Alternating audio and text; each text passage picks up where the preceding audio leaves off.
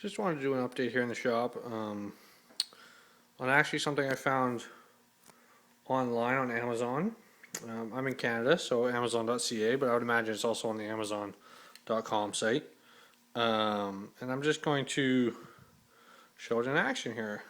You can see this little remote control, and you press the button, and the dust collector fires up.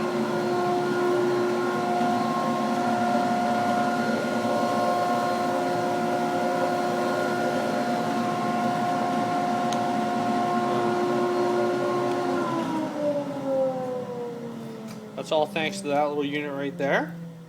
I don't know if you could hear me while I was on, but this was $20. It's a remote Christmas tree light, outdoor, turn on your Christmas tree lights, I believe, for $19.99. And it's like the remote's not like crazy high quality or anything, but on-off button has two plugs. I only need one for the dust collector. This is a 1 horsepower Shop Fox dust collector.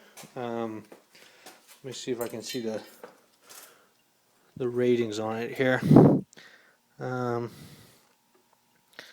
You probably can't see that, but amps. It says 9 amps. So this little unit, the ones you can buy in the hardware stores or in the tool stores and stuff are really expensive, like 40, 45 bucks. A lot of them are those ones that activate when the tool starts, but then you have to have the tool plugged into it as well, which is pretty annoying. So actually, I like this system a lot better. So, I'm about to make a cut on the table saw here, and just fire it up, finish my cut, turn it off. Instead of having it going for 5 minutes, which is annoying me. And so when I'm using the radial arm saw, same thing with the bandsaw, so that I don't have to have each tool plugged into some kind of automatic device or anything like that. And this just goes in my pocket, and it's super easy. I'm actually out working. This is kind of like modeled after the Norm shop cart that I built a while back. But what I found is I have a small shop here, and so I have to use it as an outfeed table and as kind of a assembly table right now. So when I'm putting projects together, gluing them up, that kind of thing. And I'm really pleased with this build. It has really been handy. But what I did find is it's annoying to clear off my tools when I want to make another cut on the table saw. Or I'm just assembling things and there's stuff. So, what I've seen other people do is they build some kind of small shelf underneath. So that's what I've done. I've added these two little wings. Nothing super fancy, just a plywood box with a little, actually had some leftover cherry. So I just put a little tiny bit of cherry edge banding, about a 1/4 inch thick, just to give it some resilience. And I actually built them onto both sides. So whichever side I'm closer to, I can throw my pencil, my level, all that kind of stuff. Just screwdrivers, screws, screw gun, that kind of thing, right into it. Keep it off the main work surface here, so I can instantly do another cut if I need to. So I'm really pleased with that. It only took a few hours to build last night, and then I put some finish on it. Minwax polyacrylic to make it a little more rugged. And so I'm back to ready to do some more projects. Those are my radial arm saws I found on Craigslist. I'm refurbishing them. Actually, those two that are in the frame right now are going to be my final ones. They're almost identical models, and the arms are super smooth going up and down, and no shake in them or whatever when they're locked down, which is super nice.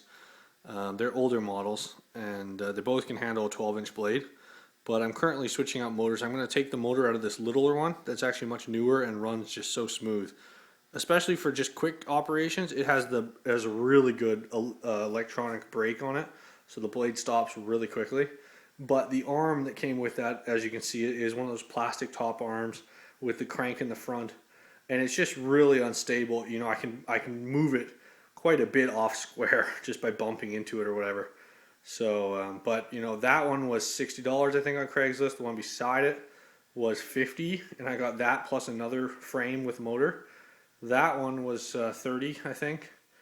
And this three-phase beast of a saw over here that I'm not making work right now, using it actually as a bench for my drill press, I got for 30, 35 or $40.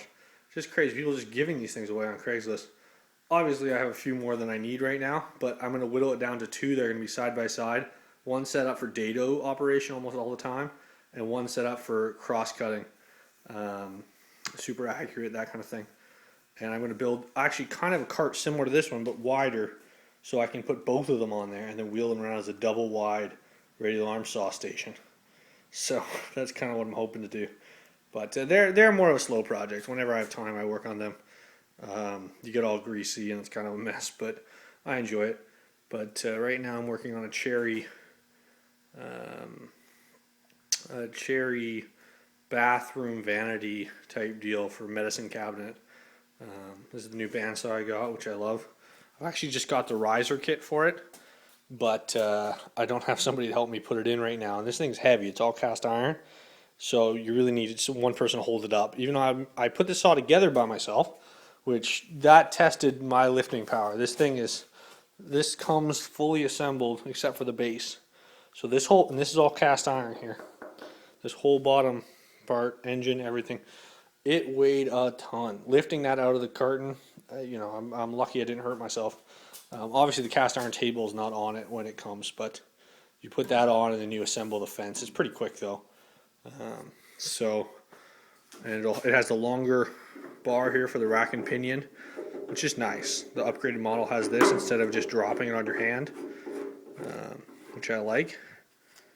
So yeah, that's kind of a quick tour, but what I really like is the $19.99. I'll put a little link in the bottom, and so you can pick that one up. Super cheap, and even if it breaks, just buy another one.